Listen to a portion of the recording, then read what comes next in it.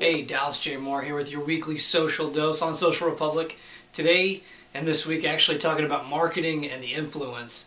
You know, with people and social media, the influence when it comes from a marketing standpoint has really changed. Marketers have to look at things from another perspective. A lot of this has to do with because people have a lot more control and a lot more power than they did 10 years ago, than they did 5 years ago. People really are the new media. I don't mean that as a numerical type way that people don't matter, because they do. But people's influence really does carry much further than it ever has before.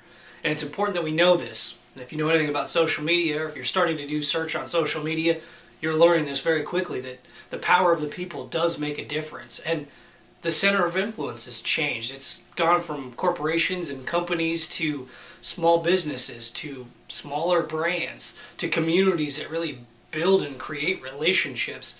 And it's something to keep in mind because it's very important, and it directly affects your business, it directly affects your brand, and it directly affects what you do and how it's perceived.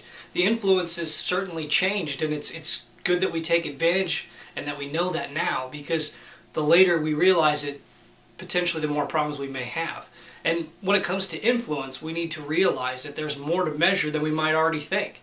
Sometimes fans and Facebook likes really aren't enough. You have to really know what you're measuring.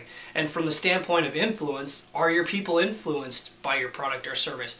And are they going to share and be able to build off that influence to create other communities and other cultures because of your brands, your businesses, its products and services? So think about that this week when you're worried about or looking at your marketing for 2011.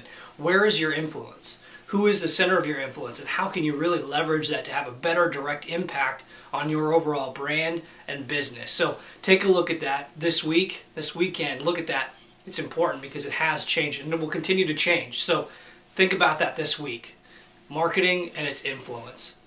This is Dallas J. Moore with your weekly social dose. Thanks for watching. Hope you guys have a great rest of your week and weekend.